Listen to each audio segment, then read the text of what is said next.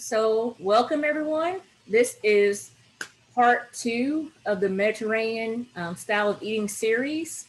My name is Lamanda Weston. I am the Family Consumer Science Agent here in UT Extension in Greene County, Tennessee. So, welcome all those who are joining me from across the United States tonight. I have a few different states here tonight. So, for those of you who were in the previous session, you may have remembered that a lot of that was very technical. Some of it was very scientific background information, and I kind of forewarned you that it wouldn't be probably the most interesting or exciting part of this series, but it's very much needed to know information.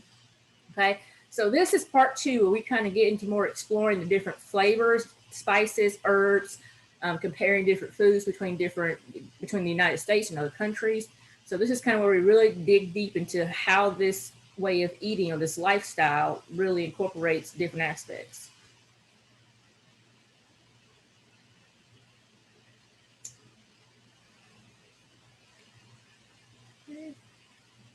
All right, so we know that we're talking about what is called the Mediterranean diet. Okay, I personally like the word diet. I like to use lifestyle because when you're changing your eating habits, it becomes a lifestyle. Okay, it's not just about the food itself. It becomes about preparation. It becomes about physical activity. It becomes about supplements. It becomes about a array of different things. So we want to call it kind of a lifestyle. But you'll hear me use the word diet just because it kind of rolls off the tongue as you're talking about this kind of thing. So we know that it was derived from foods and lifestyles enjoyed by people who are living in the proximity of this Mediterranean Sea area. So all these different countries here that you see, okay? So it's really a pattern of eating. It's not really a diet. When we think about the Mediterranean pattern of eating, we're focusing on these countries around the Mediterranean Sea, okay? There are about 21 countries along the Mediterranean coastline, okay? So we're really going to be focusing on a couple different regions tonight. So these are some of our objectives here. So as we go through the information tonight, these are the goals that we're going to hit for. So we're going to tour what we call three main regions that are following them, that actually establish the Mediterranean lifestyle or the diet. And then we're going to explore some unique cuisines to those particular regions. Okay, identify some similarities between those regions and the United States. And this is where, if you were in person, we would actually make an herb blend for you to take home and try. But you can see there I said you're going to make it at home, which means I'm going to give you the resource where you can actually make that up at your home yourselves. That's going to be one of the resources I actually give you tonight in the chat box, and I'll put it up on our Facebook page as well. Okay. So also, just a little bit of disclaimer, as we're going throughout this session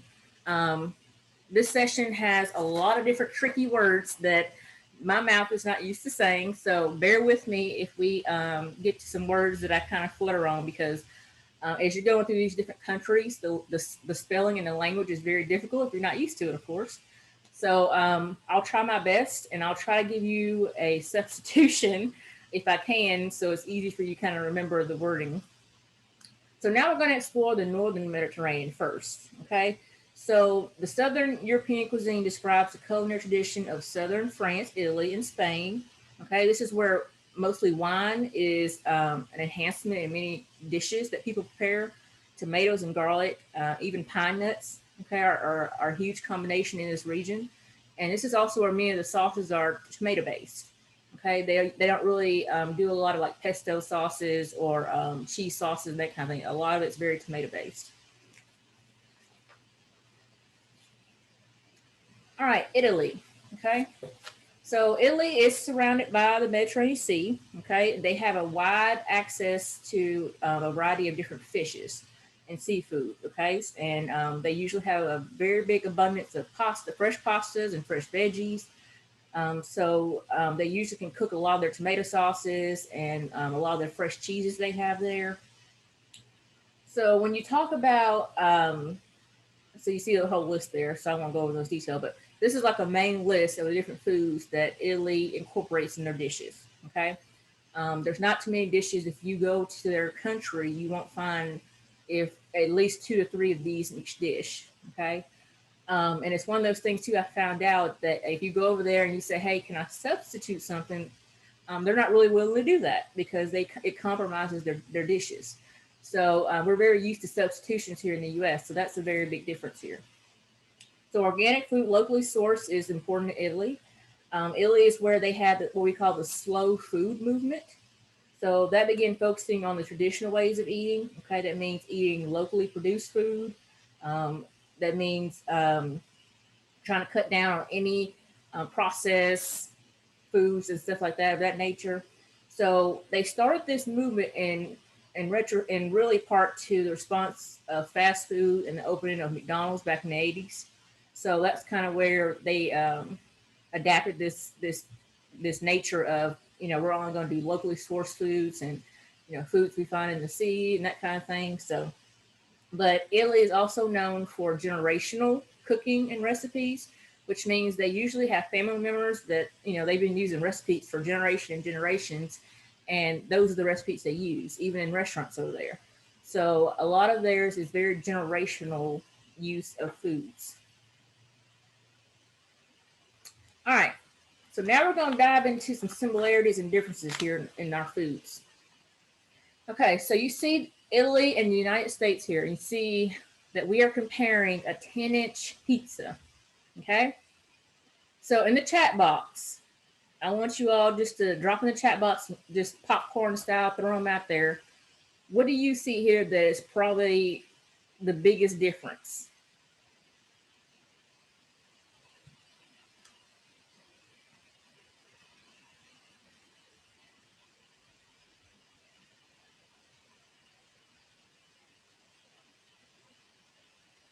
Okay, yes, US is much bigger. Yep, more dough, calories. Okay.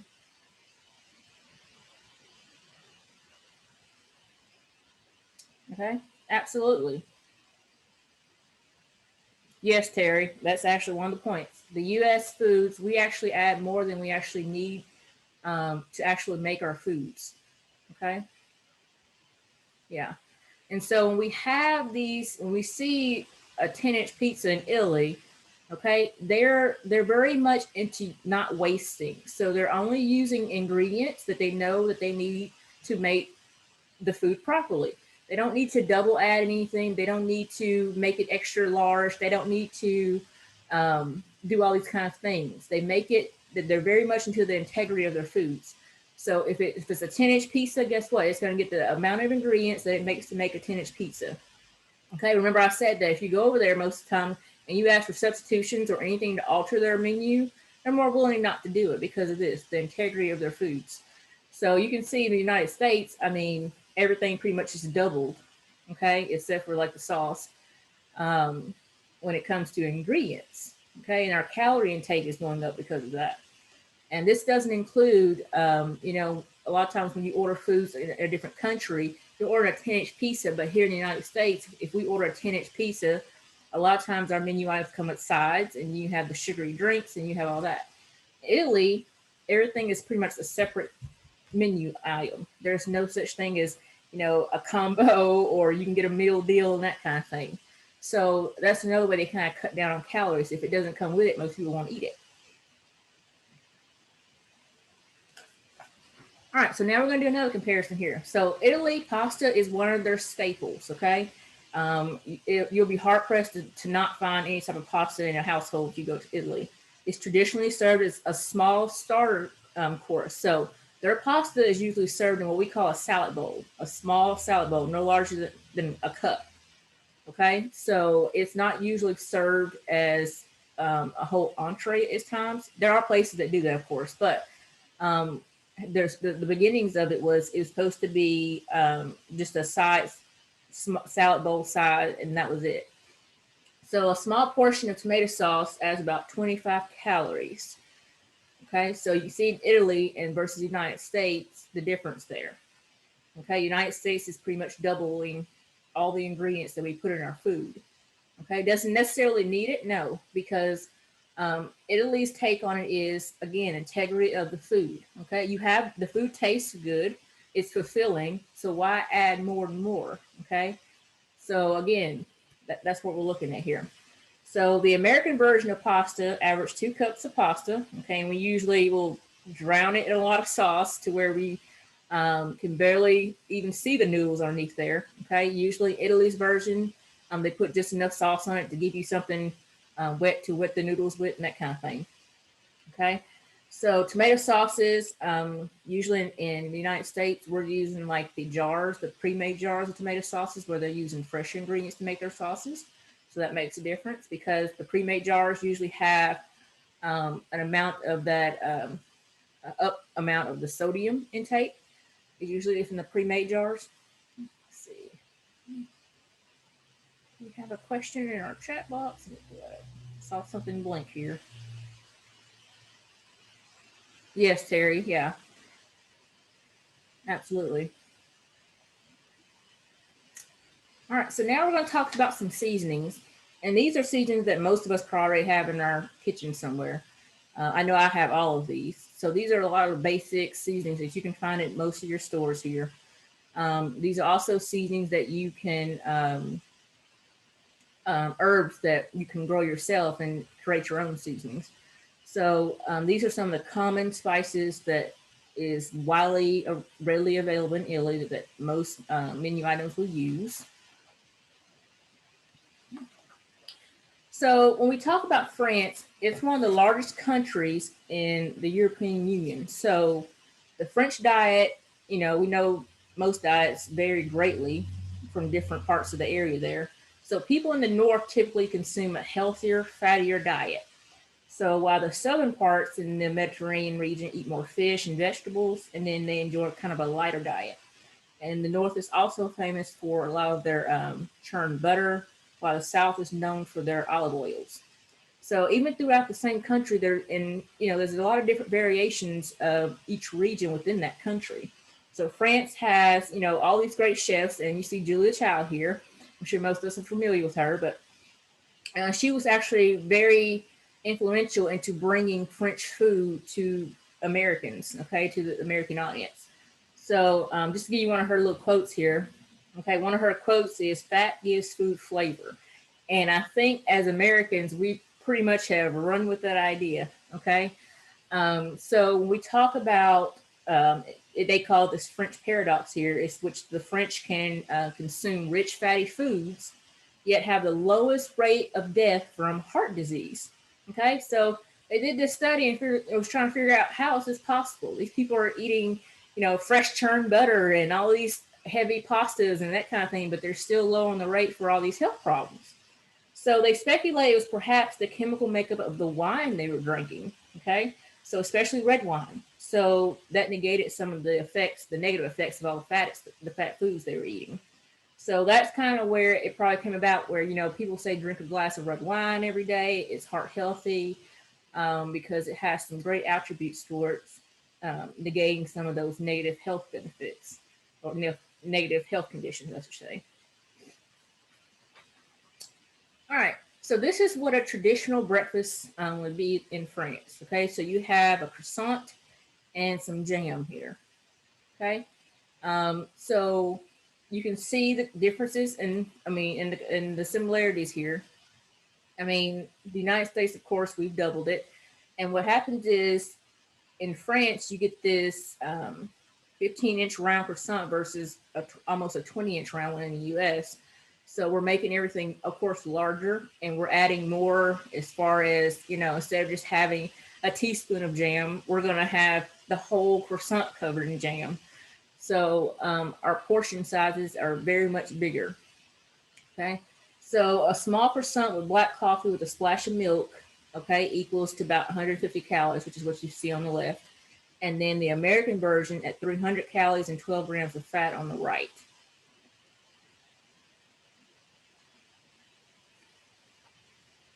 So these are on the left are called crepes. So we're comparing crepes and donuts. Okay. I have to tell you, I've never been a fan of crepes myself. I've tried them, and the texture itself is I'm not a fan. But I know lots of people who love them. Okay, and some people love crepes and they don't like the donut texture. So a thin French crepe would probably just a little bit of fruit filling is about 150 calories. And then you have the fried donut, okay, jelly filled, and it's around 300 to 450 calories. Okay, so what's happening is quality versus quantity is happening. So we're getting good quality over here with fresh ingredients versus quantity. Okay, it may not be the best ingredients, it may not taste as great, but we're getting 3 or 4 at a time. So we're going to eat it. It's fried bread, so we're gonna make it work, right? So we're just looking at the comparison here in portion sizes, and we're trying to figure out, how best to reduce this. When if you're doing this lifestyle of eating, you want to make sure that, okay, you want your food to taste good, but you also want to make sure that we're trying to rein in that calorie intake. All right, so the cuisine of southeastern France, sorry, includes the food you see here, and as you move more west, okay, closer to the Spain area, you'll start seeing dishes that are a little spicier, because they start using more hot peppers and chili peppers and that kind of thing in their cuisines. But these are the main foods that we're going to talk about in the southern France area. I think a lot of the ones that surprises people usually on here is rice, and we're going to talk about that one. Because I personally, when I think of France, it's rice is not usually one that pops into my head.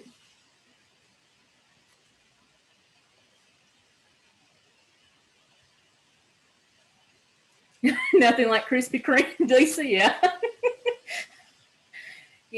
yeah.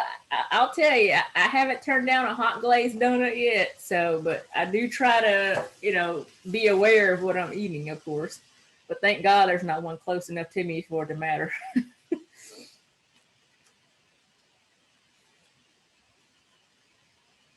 All right. So now we're going to talk about some herbs and different things. So Provence, okay, is a region in southeastern France, bordering Italy and the Mediterranean Sea. So it's best known for its beautiful lavender fields, as you can see in this picture here. And I actually had a friend who saw one of these fields in person, and she said it was absolutely the most beautiful thing she's ever seen in her life. So these fields do exist there. So they have plenty of different fruits and vegetables, olive oils, and they have a lot of rose wines here in this area. So usually, these type of slice blends include the spices you see here on the right. In the U.S., there is a more generic term. Okay, there's no guarantee that any type of herb blend um, has come from Provence. It's just, we here in the U.S. just kind of make a mixture of different spice blends of our own with the spices that we have on hand.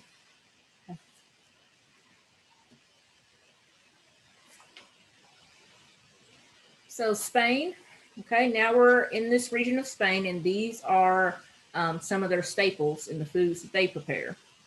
And the ones here that probably got me the most was ham for some reason. For some reason, how your head just doesn't associate certain regions with certain foods, and that one really surprised me. So you find all these different foods. Seafood is served simply either fried, grilled, or lightly sauteed in Spain. Okay, they also use a lot of seafood when they're doing stews and soups. Okay, so I guess it was kind of interesting to find out that they fry some of their seafoods there. Usually, when you hear fried foods or fried seafoods and that kind of thing, we're thinking of fried catfish here in the South. But it was very interesting to see that Spain also fries some of their seafood. All right, so the most famous, probably regional dish most people have heard of is paella. Okay, I love paella. It's a very good dish. It's a very lengthy dish to make. Um, it's not one of those that you can probably just whip up in 30 minutes and sit down and eat right away, but um, it is a very intricate dish.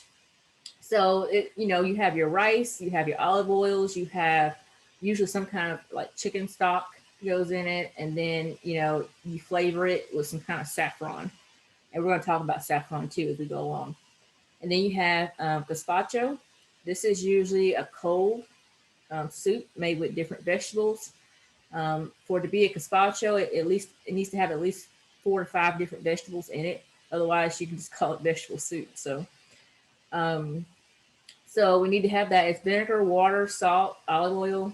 Okay, some stale breadcrumbs maybe. It's popular along the Mediterranean, okay, as well as what we call these little wrinkly potatoes up here in the right corner is what they're called.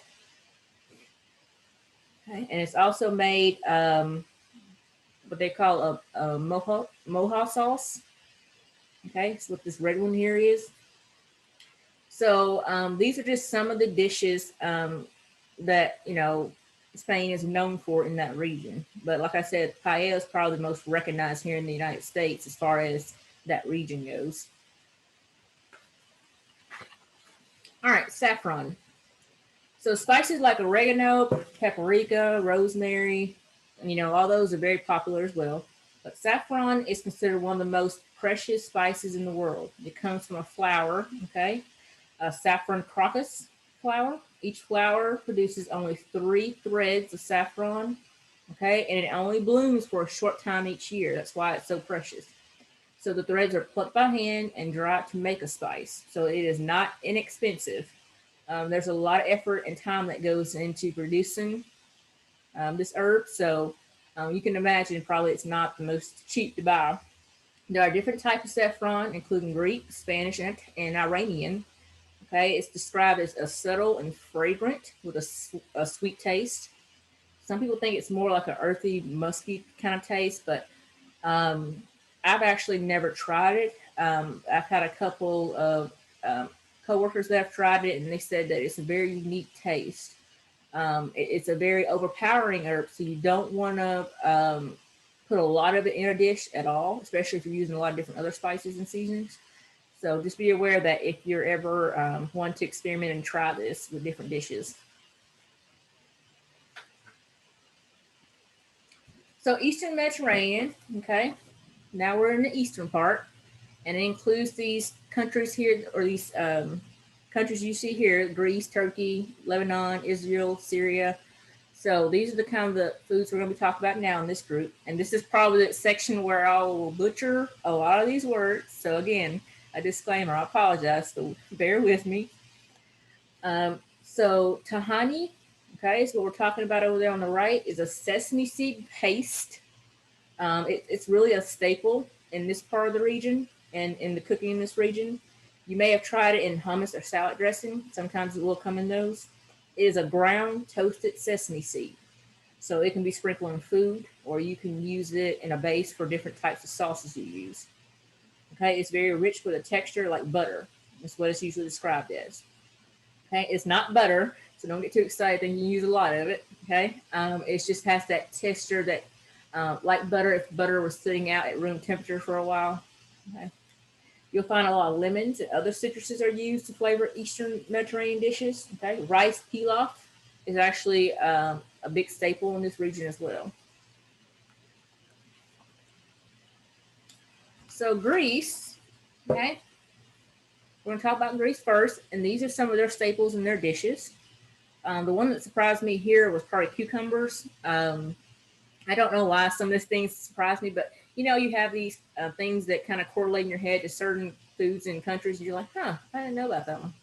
So that's kind of where my head went on that. But in Greece, dishes have cucumbers, and they have all these other different items you see here. Feta is the most characteristic Greek cheese, okay, that most people know about. It's made from sheep or goat's milk. So that's probably the most recognized cheese that probably people know that it's a Greek cheese and people know where it's from. So Greek cooking can be kind of time consuming depending on what you're making.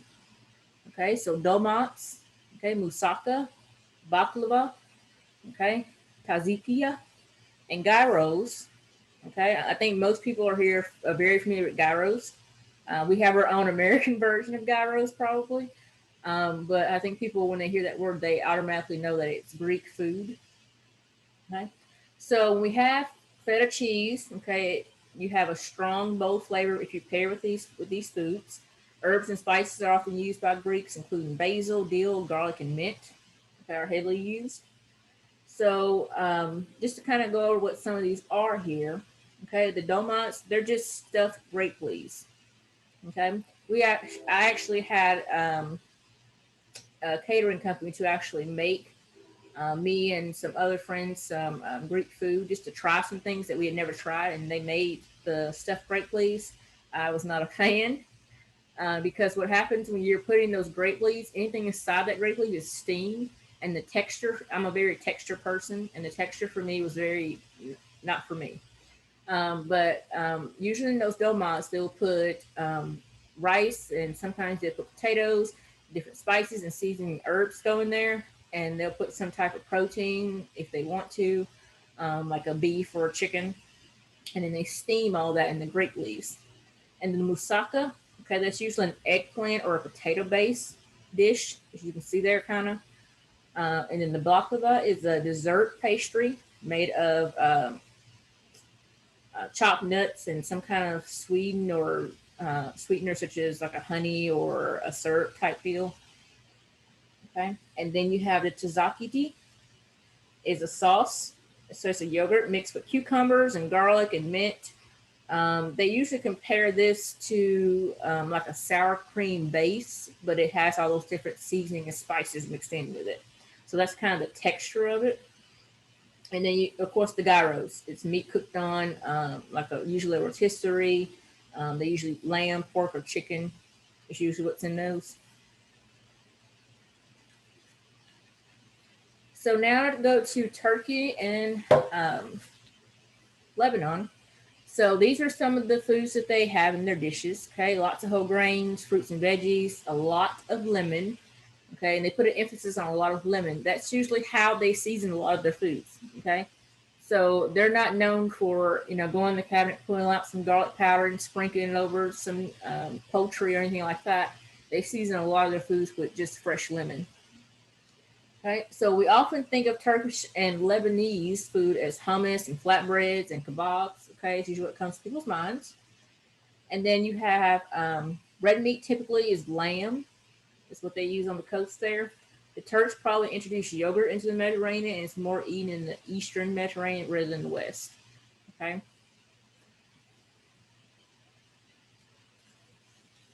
All right.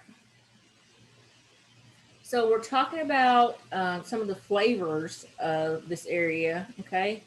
Zatar. Okay. I even put my little pronunciation there. Zaatar. Okay. So if you're like me, your brain can't register that. So that's what we're talking about here. And that is made up of these three spices that you see here. And this is also going to be on your resource sheet if you want to, you don't have to like screenshot or write this down. I can give them to you. But this is a popular spice blend in this area. Okay. It's made from all the spices you see there. It's used as a seasoning and a condiment. Okay. It can be used in olive oil. A lot of people use it to dip their breads in and any kind of grain dishes they eat. It can be a topping for hummus and other dips they use. Okay, sumac is a common spice in the Middle East. Sumac bush produces deep red berries, which are dry, and you can see that they're ground up into like a powder. It has a tangy, lemony flavor, which surprises a lot of people because the color. They wouldn't expect lemony flavor to come from that, but that's the flavor that it has.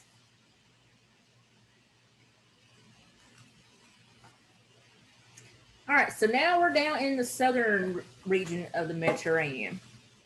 So this includes the countries you see here: Morocco, Libya, Egypt, okay?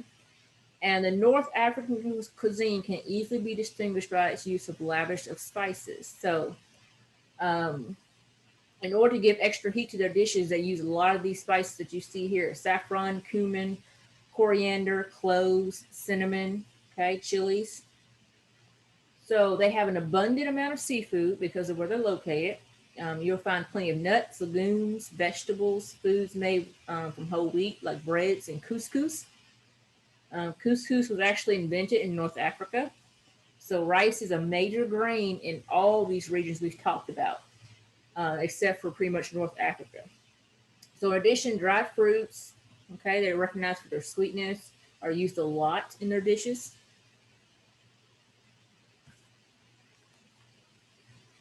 Okay, Tunisia is on the northern African coastline. Okay, typical foods you see here. Okay. The one, of course, that surprised me are the cereals. When you think cuisine in different countries, it's like cereal doesn't really come to mind, does it? It's like For me, it's like they just, going to their local store, picking up boxes and bags of cereal to put in their dishes. And they are for some of them. But sometimes cereals can be called grains there. So if you're looking up any type of Mediterranean recipes or you have a book on it and you see cereals, it may also be the term they use for grains.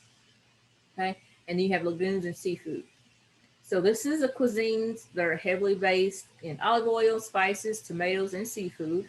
It's a little spicier than the other regions that we've talked about because they like to use a lot of chilies. As you can see here in this bottom right picture here, there's a big chili just sitting on top of the entree there. So, and there's one there too as well. So they like to use a lot of heat in their dishes. Okay. So here are some of the spices I kind of just mentioned.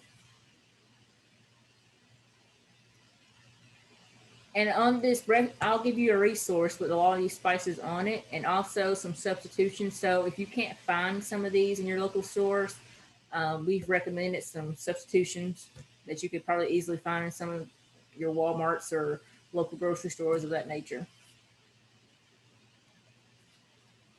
Okay, harissa is a spice mixture. Okay, this is made into a paste. As you can see there, it's a thick texture to it. It's made from garlic, paprika, coriander, pepper, cumin, caraway seeds. It's used as a flavoring for soups and dressings and sauces. Okay, it's usually used as a dressing on lamb, hummus. People put it on their eggs and they make sandwiches with it as well. Okay. If you go or if you have or you want to look up the resource, The Complete Mediterranean Cookbook, they have this and a couple of other spice blends in that book as well.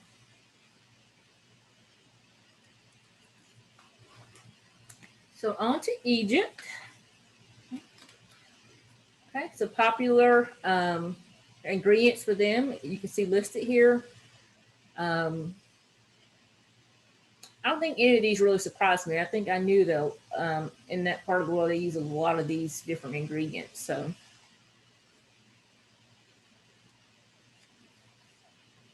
all right, so now we're back to my favorite food, those grape leaves.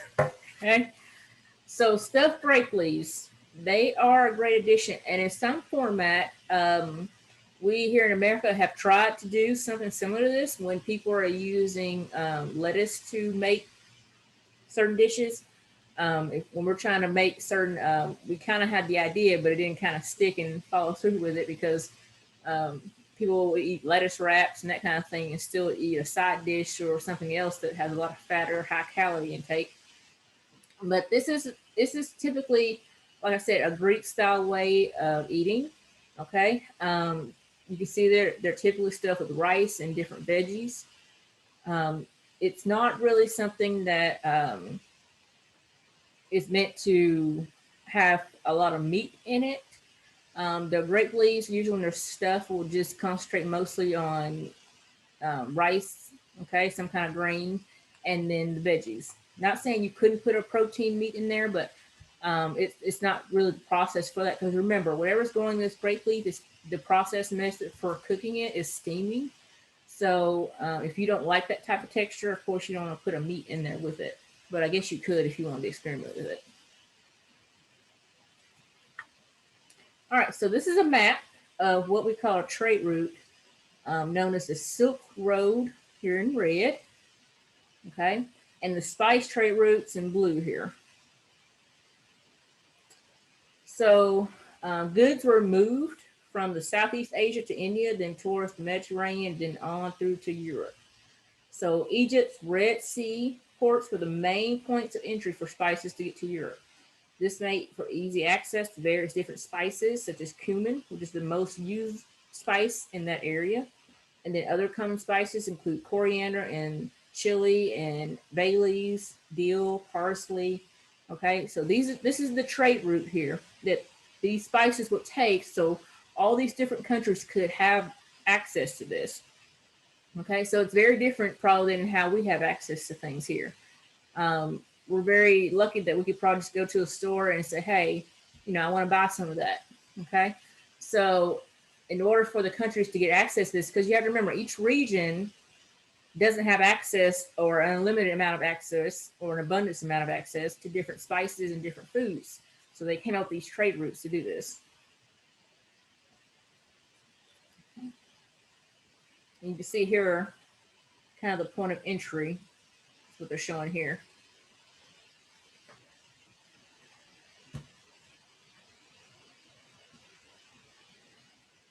All right, so now we're going to talk about Dunka. Okay, this is a North African blend. It's made of all the ingredients you see here. Pistachios is probably the most surprising for me. I know how expensive pistachios are here in the U.S. I can just imagine trying to make spice blends out of them. So it was very surprising to me when I saw that. So it's traditionally sprinkled on olive oil. Okay, this is one of those spice blends that are used for dipping for your breads and that kind of thing. It also makes a great crunchy toast, great crunchy coating for goat cheese. In this part of the area, they will actually coat their cheeses with different spice blends. Okay, a garnish with soups. You can put it on grains in different salads if you want to.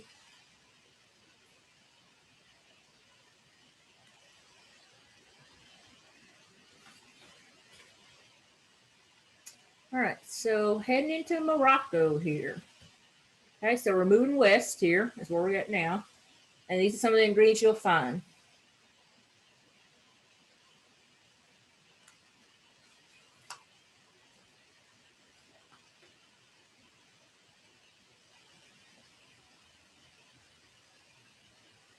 All right.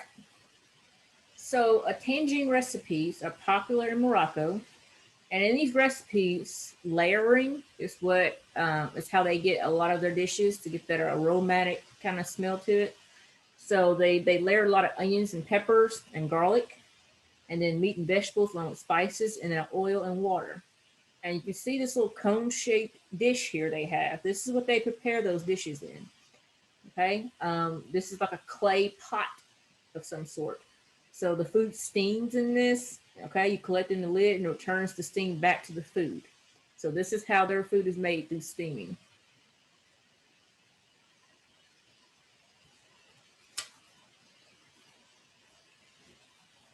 All right, and the Ras Al Hanout. Okay, I'm pretty sure I butchered that, but I tried my best. So this is a different spice blend here, and this one you can see is probably added in something we haven't seen yet. Okay, the allspice berries. We've seen a lot of these other different types of spices and stuff throughout the other spice blends, but that's probably the first time we've seen that one in this particular one. This is what they call a complex Moroccan spice blend, okay, because it has a host of warm spices.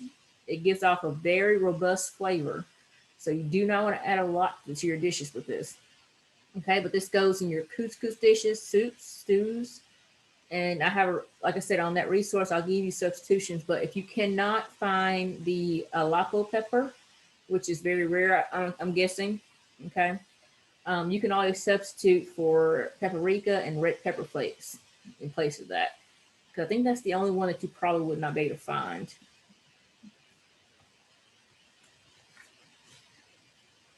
So we've taken a tour. Okay, we've gone around the 3 different regions here. So we talked about the different foods, we talked about the spice blends. Okay, so now we're going to talk about some of the equipment that, if you're going to be following this way of eating, that you may want to just experiment with, you may want to try, if this is something you plan on doing long term. So a mortar and a pestle is a useful tool. Okay, those are still heavily around. I actually own one myself from my grandmother. She gave me one. And I know a lot of people, buy things already kind of grounded up, or they have some kind of grinder, or put them in the food processor if they want to. But just to let you know that those are still very much used. Okay, you have more control of the texture with one of those than you would like a food processor. Garlic is often pounded in one of these. Some cooks feel like the processor or blender gives garlic a bitter aftertaste. It can be useful for small batches. Okay. So it can also be used to grind up hard pieces of like whole cinnamon and cloves. All right. So when you have a food meal, it's there on the right, and I think I have a couple of those myself. I use them when I'm making apple butter. But you have food meals. You can also use those for pureeing. Okay, especially for tomatoes since it catches those seeds if you don't want seeds in your sauces. Okay? And then you have the spice meal, and that's just a grinder. As you can see here, they have some peppercorns in there. It's pretty much the same concept. If you buy one of those pepper grinders in the store, okay, it's grinding it for you. That's all it is.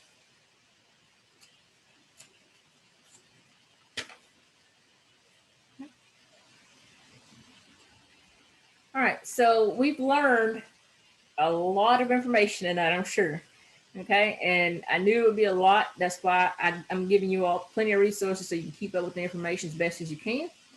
But we've learned that this type of eating, okay, a very heavy influence on vegetables and fruits, okay, beans and lentils, whole grains, seafood, and olive oils. Okay, we've seen that from tonight's session alone. And we're going to, of course, dig more into it in the next two sessions. But hey, I'm sure you're probably starting to see that there's a big difference in these different regions and different countries and how they prepare food versus how the U.S. has prepared food. Okay, our portion sizes are way more than what other countries are producing. Our ingredients here are more processed, okay, instead of fresh. All right, so now, okay, and I wanted to put this on here to give you all the schedule. So we've already done part one. We're finishing up part two tonight, and we have part 3 and 4 of the series left.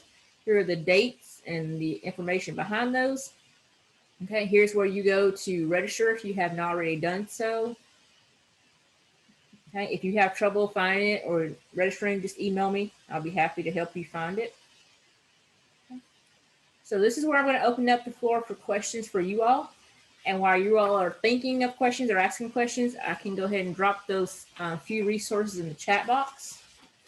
So for those of you who can download them, go ahead and download them. If you have trouble downloading, don't worry. I'll put them on our Facebook page for you to get there as well.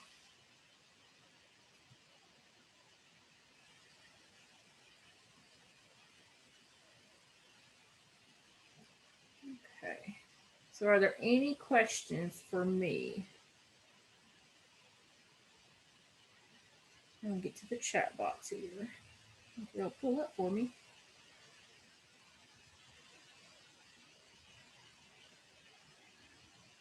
And this is where I'm going to stop recording so we can chit chat for a minute.